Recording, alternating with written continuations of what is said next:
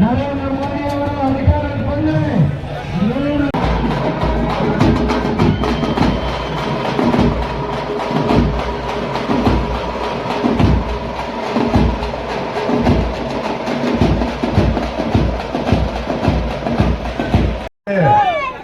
ಕಾಂಗ್ರೆಸ್ ಪಕ್ಷ ಯಾವತ್ತೂ ಕೂಡ ಬಡವರ, ದೀನದಲಿತರ, ಹಿಂದುಳಿದವರ, ಅಲ್ಪಸಂಖ್ಯಾತರ, ರೈತರ ಪಾರ್ಟಿ ಇದು. ಬಿಜೆಪಿ ಪಾರ್ಟಿ ಏನಿದ್ರು ಕೂಡ ಶ್ರೀಮಂತರ ಪರ ಇರ್ತಕ್ಕಂಥ ಪಾರ್ಟಿ. ಬಿಜೆಪಿ ಶ್ರೀಮಂತರ ಪರ ಇರ್ತಕ್ಕಂಥ ಪಾರ್ಟಿ. ಇವತ್ತು ಕಳೆದ 10 ವರ್ಷಗಳಲ್ಲಿ ಸನ್ಮಾನ್ಯ ಮೋದಿಯವರು ಏನ್ ಮಾಡಿದ್ದಾರೆ ಅಂತಕ್ಕಂಥ ವಿಚಾರವನ್ನ ಈ ಸಂದರ್ಭದಲ್ಲಿ ನಾವೆಲ್ಲ ಪ್ರಶ್ನೆ ಮಾಡಬೇಕು. ಅನೇಕ ಭರವಸೆಗಳನ್ನ ಕೊಟ್ಟರು, ಅನೇಕ ಗ್ಯಾರಂಟಿ ಅಂತ ಹೇಳ್ತಾರೆ, ಮೋದಿನೇ ಗ್ಯಾರಂಟಿ ಹೇಳ್ತಾರೆ. ಅವರು ಒಂದು ಕಾಲಕ್ಕೆ ಹೇಳಿದ್ರು 15 ಲಕ್ಷವನ್ನ ಅಕೌಂಟ್ಗಳಿಗೆ ಹಾಕ್ತೀನಿ ಅಂತ ಹೇಳಿದ್ರು. 15 ರೂಪಾಯಿ ಕೂಡ ಯಾವ ಅಕೌಂಟ್ಗೂ ಕೂಡ ಹಾಕಿಲ್ಲ. ರೈತರಿಗೆ ವಿಶೇಷವಾದಂತ ಸವಲತ್ತನ್ನ ಕಲ್ಪಿಸ್ತೀನಿ, ಅವರ ಆದಾಯವನ್ನ 2 ಪಟ್ಟು ಮಾಡ್ತೀನಿ ಅಂತೆಲ್ಲ ಹೇಳಿದ್ರು.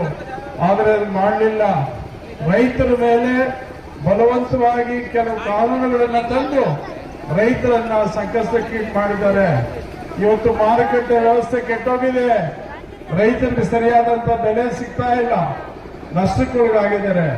ಹಾಗಾಗಿ ಕಾಂಗ್ರೆಸ್ ಇವತ್ತು 5 ಗ್ಯಾರಂಟಿಗಳನ್ನ ಕೇಂದ್ರ ಸರ್ಕಾರದಲ್ಲಿ ಮತ್ತೆ ಕಾಂಗ್ರೆಸ್ ಅಧಿಕಾರಕ್ಕೆ ಬಂದ್ರೆ 5 ಗ್ಯಾರಂಟಿಗಳನ್ನ ಕೊಡ್ತೀವಿ ಅಂತಕ್ಕಂಥ ಮಾತನ್ನ ಕಾಂಗ್ರೆಸ್ ಪಾರ್ಟಿ ಪ್ರಣಾಳಿಕೆಯಲ್ಲಿ ಹೇಳಿದೆ. ಹಾಗಾಗಿ ಆ ಪ್ರಣಾಳಿಕೆಯಲ್ಲಿ ಮುಖ್ಯವಾಗಿ ಹೆಣ್ಣು ಮಕ್ಕಳಿಗೆ ಮಹಾಲಕ್ಷ್ಮಿ ಅಂತಕ್ಕಂಥ ಯೋಜನೆಯಲ್ಲಿ ಪ್ರತಿ ವರ್ಷ 1 ಲಕ್ಷ ರೂಪಾಯಿಗಳನ್ನ ಅಕೌಂಟ್ಗೆ ಹೋಗ್ತಕ್ಕಂಥ ಒಂದು ಖಾತ್ರಿಯನ್ನ ಭರವಸೆ ಕೊಟ್ಟಿದೆ. ಇವತ್ತು ರೈತರಿಗೆ ನ್ಯಾಯಯುತವಾದಂತ ಬೆಲೆ ಕೊಡಬೇಕು, ನ್ಯಾಯಯುತವಾದಂತ ಮಾರುಕಟ್ಟೆ ವ್ಯವಸ್ಥೆಯನ್ನು ಕಲ್ಪಿಸಬೇಕು ಅಂತೇಳಿ ಡಾಕ್ಟರ್ ಸ್ವಾಮಿನಾಥನ್ ವರದಿ ಪ್ರಕಾರ ಖರ್ಚಾಗುವಷ್ಟು 1.5 ಪಟ್ಟು ರೈತರಿಗೆ ಮಾರುಕಟ್ಟೆಯಲ್ಲಿ ಲಭ್ಯ ಆಗತಕ್ಕಂಥ ವ್ಯವಸ್ಥೆಯನ್ನ ಮಾಡ್ತೀವಿ ಅಂತಕ್ಕಂಥ ಭರವಸೆಯನ್ನ ಇವತ್ತು ಕಾಂಗ್ರೆಸ್ ಕೊಡ್ತಾ ಇದ್ದಾರೆ. ಕಾರ್ಮಿಕರಿಗೆ, ಕೂಲಿ ಕಾರ್ಮಿಕರಿಗೆ ಅವರ ಸಂರಕ್ಷಣೆ ಮಾಡ್ತಕ್ಕಂಥ ಅನೇಕ ಜನಪರ ಯೋಜನೆಗಳನ್ನ ಕೂಡ ಇವತ್ತು ಕಾಂಗ್ರೆಸ್ ಪಾರ್ಟಿ ಪ್ರಣಾಳಿಕೆಯಲ್ಲಿ ಘೋಷಣೆ ಮಾಡಿದೆ.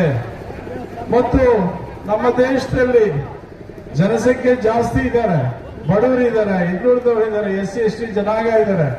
ಅವರಿಗೆ ವಿಶೇಷವಾಗಿ ರಿಸರ್ವೇಶನ್ ಅಲ್ಲಿ ಇನ್ನೂ ಕೂಡ ಹೆಚ್ಚು ಮಾಡಿ ಆ ಹಿಂದುಳಿದ ಜನಾಂಗಗಳು ಕೂಡ ನ್ಯಾಯವನ್ನು ಒದಗಿಸಬೇಕು ಅಂತಕ್ಕಂಥ ಕಾರ್ಯಕ್ರಮವನ್ನ ಕೂಡ ಇವತ್ತು ಕಾಂಗ್ರೆಸ್ ಪಾರ್ಟಿ ಘೋಷಣೆ ಮಾಡಿದೆ. ಇವತ್ತು ನಾವು ಗೌರಿಬಿದೂರು ತಾಲೂಕಲ್ಲಿ ನಾನು ಮತ್ತು ಕಾಂಗ್ರೆಸ್ ಪಕ್ಷದ ಅನುಯಾಯಿಗಳು ಮತ್ತು ಪುಟ್ಟಸ್ವಾಮಿಗೌಡರು ಅವರ ಅನುಯಾಯಿಗಳು ನಾವಿಬ್ಬರು ಸೇರ್ಕೊಂಡ್ರೆ 1,30,30,000 ಓಟು ನಾವು ಬರಬೇಕು. ಅಷ್ಟು ಬರದೇ ಇದ್ರೆ ನೀವ್ಯಾರೋ ನಮ್ಮನ್ನು ಕೈ ಬಿಟ್ಟಿದ್ದೀರಿ ಅಂತ ಅರ್ಥ ಆಗುತ್ತೆ. ದಯಮಾಡಿ 2 ಸೇರಿಸಿದ್ರೆ 1,30,30,000 ಓಟು ಕಾಂಗ್ರೆಸ್ ಬೀಳಲೇಬೇಕು. ಅದು ನಿಮ್ಮ ಕಾಂಗ್ರೆಸ್ ಪಕ್ಷದ ಕಾರ್ಯಕರ್ತರು, ಮುಖಂಡರ ಜವಾಬ್ದಾರಿ ಮತ್ತು KHP MLA ಅವರು ಅವರ ಮುಖಂಡರ ಜವಾಬ್ದಾರಿ ಅಂತ ನಾನು ಹೇಳಲಿಕ್ಕೆ ಬಯಸ್ತೇನೆ. ನನಗೆ ವಿಶ್ವಾಸ ಇದೆ, ಈ ಗೌರಿಬಿದೂರು ತಾಲೂಕಲ್ಲಿ 2,40,000 ಮತ ಇರ್ತಕ್ಕಂಥದ್ದು. ಅದರಲ್ಲಿ 1,70,000 ಅಥವಾ 60,000 ಪೋಲಿಂಗ್ ಆಗ್ಬೋದು. 1,00,000 ಕನಿಷ್ಠ 20,000 ಓಟುಗಳ ಮತಗಳನ್ನ ಕಾಂಗ್ರೆಸ್ಗೆ ತಾವೆಲ್ಲ ಹಾಕಬೇಕು ಅಂತೇಳಿ ನಾನು ಮನವಿ ಮಾಡ್ತೇನೆ. ಸಮಯ ಇಲ್ಲ, ಈಗ ತಮ್ಮನ್ನ ಕುರಿತು ಪುಟ್ಟಸ್ವಾಮಿಗೌಡರು ಮಾತಾಡ್ತಾರೆ.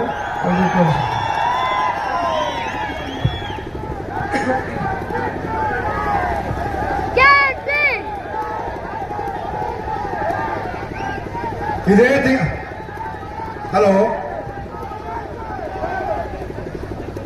ಇದೇ ತಿಂಗಳು 26ನೇ ತಾರೀಕು ನಡೆಯತಕ್ಕಂಥ ಲೋಕಸಭಾ ಚುನಾವಣೆಯಲ್ಲಿ ಕಾಂಗ್ರೆಸ್ ಪಕ್ಷ ನಮ್ಮ ರಕ್ಷಾ ರಾಮಯ್ಯನವರನ್ನ ಅಭ್ಯರ್ಥಿಯಾಗಿ ಆಯ್ಕೆ ಮಾಡಿದೆ. ಅದಕ್ಕೋಸ್ಕರ ಇವತ್ತು ಪ್ರಚಾರ ಕಾರ್ಯದಲ್ಲಿ ರೋಡ್ ಶೋ ಮಾಡೋಕ್ಕೋಸ್ಕರ ರಾಜ್ಯದ ಸನ್ಮಾನ್ಯ ಮುಖ್ಯಮಂತ್ರಿಗಳಾದಂಥ ಸಿದ್ದರಾಮಯ್ಯ ಸಾರ್ ಬಂದಿದ್ದಾರೆ. ಅದೇ ರೀತಿ ಉನ್ನತ ಶಿಕ್ಷಣ ಸಚಿವರಾದಂಥ ಸುಧಾಕರ್ ಸರ್ ಬಂದಿದ್ದಾರೆ. ಅದೇ ರೀತಿ ಮಾಜಿ ಪರಿಷತ್ತಿನ ಸಭಾಪತಿಗಳಾದಂಥ ಸುದರ್ಶನ್ ಅವರು ಬಂದಿದ್ದಾರೆ. ಹಾಲಿ ವಿಧಾನ ಪರಿಷತ್ ಸದಸ್ಯರಾದ ನಜೀರ್ ಅಹಮದ್ ಅವರು ಬಂದಿದ್ದಾರೆ. ಅದೇ ರೀತಿ ಮಾಜಿ ವಿಧಾನಸಭಾ ಸದಸ್ಯರಾದಂಥ ಸಂಬಾಂಕಿ ಅವರು ಬಂದಿದ್ದಾರೆ. ಅದೇ ರೀತಿ ನಮ್ಮ ಕಾಂಗ್ರೆಸ್ ಪಕ್ಷದ ಅಭ್ಯರ್ಥಿಯಾದಂಥ ರಕ್ಷಾ ರಾಮಯ್ಯನವರ ತಂದೆಯವರಾದಂಥ ಸೀತಾರಾಮ್ ಅವರು ಬಂದಿದ್ದಾರೆ. ಅದೇ ರೀತಿ ಅನೇಕ ಮುಖಂಡರುಗಳು, ಕಾಂಗ್ರೆಸ್ಸಿನ ಅನೇಕ ಮುಖಂಡರುಗಳು, ಕೆಎಚ್ಪಿ ಬಣ ಅನೇಕ ಮುಖಂಡರುಗಳು ಮತ್ತು ಕಾಂಗ್ರೆಸ್ ಕಾರ್ಯಕರ್ತರು ಮತ್ತು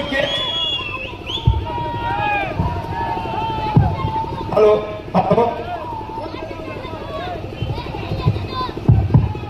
ಹಲೋ ಹಾಗೆ ಕೆಪಿ ಮತ್ತು ಕಾಂಗ್ರೆಸ್ ಪಕ್ಷದ ಎರಡೂ ಪಕ್ಷದ ಕಾರ್ಯಕರ್ತರು ಮುಖಂಡರು ಕೂಡ ಬಂದಿದ್ದಾರೆ. ನಿಮ್ಮೆಲ್ಲರಿಗೂ ಕೂಡ ಹೃದಯಪೂರ್ವಕ ಸ್ವಾಗತವನ್ನು ಕೊಡ್ತೀನಿ. ಹಾಗೆ ಮಾಧ್ಯಮ ಮಿತ್ರರು ಮತ್ತು ಪೊಲೀಸ್ ಇಲಾಖೆ ರಕ್ಷಣಾ ಕಾರ್ಯದರ್ಶಿ ಕೊಡಗಿದ್ದಾರೆ. ಹಾಗೂ ಎಲ್ಲ ಬಂದಿರತಕ್ಕಂಥ ಅಕ್ಕ ತಂಗಿಯರು ಮತ್ತು ಅಣ್ಣ ತಮ್ಮರಿಗೆ ಹೃದಯಪೂರ್ವಕ ಸ್ವಾಗತವನ್ನು ಕೊಡ್ತೀನಿ. ಈಗಾಗಲೇ ನಿಮಗೆಲ್ಲ ಗೊತ್ತಿದೆ, ರಕ್ಷಾ ರಾಮಯ್ಯನವರು ಯಾವ ತರ ಸ್ವಭಾವ ಅಂತ ನಿಮಗೆಲ್ಲ ಗೊತ್ತಿದೆ. ಅವರು ಪ್ರತಿಷ್ಠಿತವಾದಂತಹ ಕುಟುಂಬದಲ್ಲಿ ಹುಟ್ಟಿ ಬೆಳೆದಿದ್ರು ಕೂಡ ಅವರ ಅವರ ಕುಟುಂಬದವರು 50 ವರ್ಷಗಳ ಹಿಂದಲೇ ರಾಮಯ್ಯನವರು ಇನ್ನು ಸರ್ಕಾರನೇ ಎಜುಕೇಶನ್ ಹಾಸ್ಪಿಟಲ್ ವಿಚಾರದಲ್ಲಿ ಹಣ ಖರ್ಚು ಮಾಡಬೇಕಾದ್ರೆ ಇಂದು ಮುಂದೆ ನೋಡ್ತಂತ ಟೈಮ್ನಲ್ಲಿ ಶಿಕ್ಷಣ ಸಂಸ್ಥೆಗಳನ್ನು ತೆಗೆದು ಹಾಸ್ಪಿಟಲ್. ಕಾಂಗ್ರೆಸ್ ಪಕ್ಷ ಯಾವತ್ತೂ ಕೂಡ ಬಡವರ, ದೀನದಲಿತರ, ಹಿಂದುಳಿದವರ, ಅಲ್ಪಸಂಖ್ಯಾತರ, ರೈತರ ಪಾರ್ಟಿ ಇದು. ಬಿಜೆಪಿ ಪಾರ್ಟಿ ಏನಿದ್ರು ಕೂಡ ಶ್ರೀಮಂತರ ಪರ ಇರ್ತಕ್ಕಂಥ ಪಾರ್ಟಿ. ಬಿಜೆಪಿ ಶ್ರೀಮಂತರ ಪರ ಇರ್ತಕ್ಕಂಥ ಪಾರ್ಟಿ. ಇವತ್ತು ಕಳೆದ 10 ವರ್ಷಗಳಲ್ಲಿ ಸನ್ಮಾನ್ಯ ಮೋದಿಯವರು ಏನ್ ಮಾಡಿದ್ದಾರೆ ಅಂತಕ್ಕಂಥ ವಿಚಾರವನ್ನ ಈ ಸಂದರ್ಭದಲ್ಲಿ ನಾವೆಲ್ಲ ಪ್ರಶ್ನೆ ಮಾಡಬೇಕು. ಅನೇಕ ಭರವಸೆಗಳನ್ನ ಕೊಟ್ಟರು, ಅನೇಕ ಗ್ಯಾರಂಟಿ ಅಂತ ಹೇಳ್ತಾರೆ. ಮೋದಿನೇ ಗ್ಯಾರಂಟಿ ಹೇಳ್ತಾರೆ. ಅವರು ಒಂದು ಕಾಲಕ್ಕೆ ಹೇಳಿದ್ರು 15 ಲಕ್ಷವನ್ನ ಅಕೌಂಟ್ಗಳಿಗೆ ಹಾಕ್ತೀನಿ ಅಂತ ಹೇಳಿದ್ರು. 15 ರೂಪಾಯಿ ಕೂಡ ಯಾವ ಅಕೌಂಟ್ಗೂ ಕೂಡ ಹಾಕಿಲ್ಲ. ರೈತರಿಗೆ ವಿಶೇಷವಾದಂತ ಸವಲತ್ತನ್ನ ಕಲ್ಪಿಸ್ತೀನಿ, ಅವರ ಆದಾಯವನ್ನ 2 ಪಟ್ಟು ಮಾಡ್ತೀನಿ ಅಂತೆಲ್ಲ ಹೇಳಿದ್ರು. ಆದರೆ ಅದು ಮಾಡಲಿಲ್ಲ. ರೈತರ ಮೇಲೆ ಬಲವಂತವಾಗಿ ಕೆಲವು ಕಾನೂನುಗಳನ್ನ ತಂದು ರೈತರನ್ನ ಸಂಕಷ್ಟಕ್ಕೆ ಮಾಡಿದ್ದಾರೆ. ಇವತ್ತು ಮಾರುಕಟ್ಟೆ ವ್ಯವಸ್ಥೆ ಕೆಟ್ಟೋಗಿದೆ. ರೈತರಿಗೆ ಸರಿಯಾದಂತ ಬೆಲೆ ಸಿಗ್ತಾ ಇಲ್ಲ, ನಷ್ಟಕ್ಕೊಳಗಾಗಿದ್ದಾರೆ. ಹಾಗಾಗಿ ಕಾಂಗ್ರೆಸ್ ಇವತ್ತು 5 ಗ್ಯಾರಂಟಿಗಳನ್ನ ಕೇಂದ್ರ ಸರ್ಕಾರದಲ್ಲಿ ಮತ್ತೆ ಕಾಂಗ್ರೆಸ್ ಅಧಿಕಾರಕ್ಕೆ ಬಂದ್ರೆ 5 ಗ್ಯಾರಂಟಿಗಳನ್ನ ಕೊಡ್ತೀವಿ ಅಂತಕ್ಕಂಥ ಮಾತನ್ನ ಕಾಂಗ್ರೆಸ್ ಪಾರ್ಟಿ ಪ್ರಣಾಳಿಕೆಯಲ್ಲಿ ಹೇಳಿದೆ. ಹಾಗಾಗಿ ಆ ಪ್ರಣಾಳಿಕೆಯಲ್ಲಿ ಮುಖ್ಯವಾಗಿ ಹೆಣ್ಣು ಮಕ್ಕಳಿಗೆ ಮಹಾಲಕ್ಷ್ಮಿ ಅಂತಕ್ಕಂಥ ಯೋಜನೆಯಲ್ಲಿ ಪ್ರತಿ ವರ್ಷ 1 ಲಕ್ಷ ರೂಪಾಯಿಗಳನ್ನ ಅಕೌಂಟ್ಗೆ ಹೋಗ್ತಕ್ಕಂಥ ಒಂದು ಖಾತ್ರಿಯನ್ನ ಭರವಸೆ ಕೊಟ್ಟಿದೆ. ಇವತ್ತು ರೈತರಿಗೆ ನ್ಯಾಯಯುತವಾದಂತ ಬೆಲೆ ಕೊಡಬೇಕು, ನ್ಯಾಯಯುತವಾದಂತ ಮಾರುಕಟ್ಟೆ ವ್ಯವಸ್ಥೆಯನ್ನು ಕಲ್ಪಿಸಬೇಕು ಅಂತೇಳಿ ಡಾಕ್ಟರ್ ಸ್ವಾಮಿನಾಥನ್ ವರದಿ ಪ್ರಕಾರ ಖರ್ಚಾಗುವಷ್ಟು 1.5 ಪಟ್ಟು ರೈತರಿಗೆ ಮಾರುಕಟ್ಟೆಯಲ್ಲಿ ಲಭ್ಯ ಆಗತಕ್ಕಂಥ ವ್ಯವಸ್ಥೆಯನ್ನ ಮಾಡ್ತೀವಿ ಅಂತಕ್ಕಂಥ ಭರವಸೆಯನ್ನ ಇವತ್ತು ಕಾಂಗ್ರೆಸ್ ಕೊಡ್ತಾ ಇದ್ದಾರೆ. ಕಾರ್ಮಿಕರಿಗೆ, ಕೂಲಿ ಕಾರ್ಮಿಕರಿಗೆ ಅವರ ಸಂರಕ್ಷಣೆ ಮಾಡತಕ್ಕಂಥ ಅನೇಕ ಜನಪರ ಯೋಜನೆಗಳನ್ನ ಕೂಡ ಇವತ್ತು ಕಾಂಗ್ರೆಸ್ ಪಾರ್ಟಿ ಪ್ರಣಾಳಿಕೆಯಲ್ಲಿ ಘೋಷಣೆ ಮಾಡಿದೆ. ಮತ್ತು ನಮ್ಮ ದೇಶದಲ್ಲಿ ಜನಸಂಖ್ಯೆ ಜಾಸ್ತಿ ಇದ್ದಾರೆ, ಬಡವರಿದ್ದಾರೆ, ಹಿಂದುಳಿದವರಿದ್ದಾರೆ, SC ST ಜನಾಂಗ ಇದ್ದಾರೆ. ಅವರಿಗೆ ವಿಶೇಷವಾಗಿ ರಿಸರ್ವೇಶನ್ ಅಲ್ಲಿ ಇನ್ನೂ ಕೂಡ ಹೆಚ್ಚು ಮಾಡಿ ಆ ಹಿಂದುಳಿದ ಜನಾಂಗಗಳು ಕೂಡ ನ್ಯಾಯವನ್ನು ಒದಗಿಸಬೇಕು ಅಂತಕ್ಕಂಥ ಕಾರ್ಯಕ್ರಮವನ್ನು ಕೂಡ ಇವತ್ತು ಕಾಂಗ್ರೆಸ್ ಪಾರ್ಟಿ ಘೋಷಣೆ ಮಾಡಿದೆ. ಇವತ್ತು ನಾವು ಗೌರಿಬಿದೂರು ತಾಲೂಕಲ್ಲಿ ನಾನು ಮತ್ತು ಕಾಂಗ್ರೆಸ್ ಪಕ್ಷದ ಅನುಯಾಯಿಗಳು ಮತ್ತು ಪುಟ್ಟಸ್ವಾಮಿಗೌಡರು ಅವರ ಅನುಯಾಯಿಗಳು ನಾವಿಬ್ಬರು ಸೇರ್ಕೊಂಡ್ರೆ 1,30,30,000 ಓಟು ನಾವು ಬರಬೇಕು. ಅಷ್ಟು ಬರದೇ ಇದ್ರೆ ನೀವ್ಯಾರೋ ನಮ್ಮನ್ನು ಕೈ ಬಿಟ್ಟಿದ್ದೀರಿ ಅಂತ ಅರ್ಥ ಆಗುತ್ತೆ.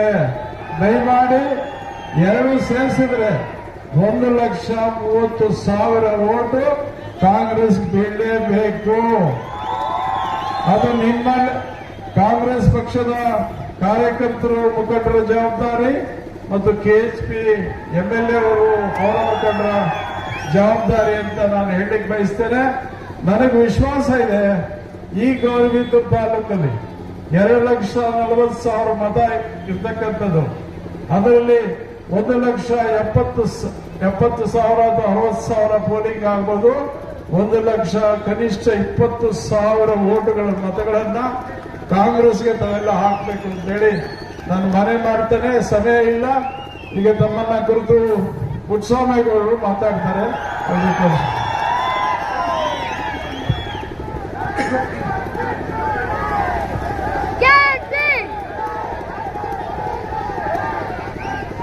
ಇದೇ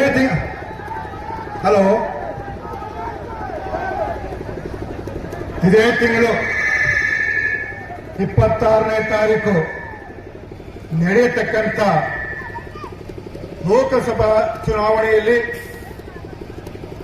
ಕಾಂಗ್ರೆಸ್ ಪಕ್ಷ ನಮ್ಮ ರಕ್ಷಾ ರಾಮಯ್ಯನವರನ್ನ ಅಭ್ಯರ್ಥಿಯಾಗಿ ಆಯ್ಕೆ ಮಾಡಿದೆ. ಅದಕ್ಕೋಸ್ಕರ ಇವತ್ತು ಪ್ರಚಾರ ಕಾರ್ಯದಲ್ಲಿ ರೋಡ್ ಶೋ ಮಾಡೋಕ್ಕೋಸ್ಕರ ರಾಜ್ಯದ ಸನ್ಮಾನ್ಯ ಮುಖ್ಯಮಂತ್ರಿಗಳಾದಂಥ ಸಿದ್ದರಾಮಣ್ಣ ಸಾರ್ ಬಂದಿದ್ದಾರೆ. ಅದೇ ರೀತಿ ಉನ್ನತ ಶಿಕ್ಷಣ ಸಚಿವರಾದಂಥ ಸುಧಾಕರ್ ಸರ್ ಬಂದಿದ್ದಾರೆ. ಅದೇ ರೀತಿ ಮಾಜಿ ಪರಿಷತ್ತಿನ ಸಭಾಪತಿಗಳಾದಂಥ ಸುದರ್ಶನ್ ಅವರು ಬಂದಿದ್ದಾರೆ. ಹಾಲಿ ವಿಧಾನ ಪರಿಷತ್ ಸದಸ್ಯರಾದ ನಜೀರ್ ಅಹಮದ್ ಅವರು ಬಂದಿದ್ದಾರೆ. ಅದೇ ರೀತಿ ಮಾಜಿ ವಿಧಾನಸಭಾ ಸದಸ್ಯರಾದಂಥ ಸಂಬಂಕಿ ಅವರು ಬಂದಿದ್ದಾರೆ. ಅದೇ ರೀತಿ ನಮ್ಮ ಕಾಂಗ್ರೆಸ್ ಪಕ್ಷದ ಅಭ್ಯರ್ಥಿಯಾದಂಥ ರಕ್ಷಾ ರಾಮಯ್ಯನವರ ತಂದೆಯವರಾದಂಥ ಸೀತಾರಾಮ್ ಅವರು ಬಂದಿದ್ದಾರೆ. ಅದೇ ರೀತಿ ಅನೇಕ ಮುಖಂಡರುಗಳು, ಕಾಂಗ್ರೆಸ್ಸಿನ ಅನೇಕ ಮುಖಂಡರುಗಳು, ಕೆಎಚ್ಪಿ ಬಣ ಅನೇಕ ಮುಖಂಡರುಗಳು ಮತ್ತು ಕಾಂಗ್ರೆಸ್ ಕಾರ್ಯಕರ್ತರು ಮತ್ತು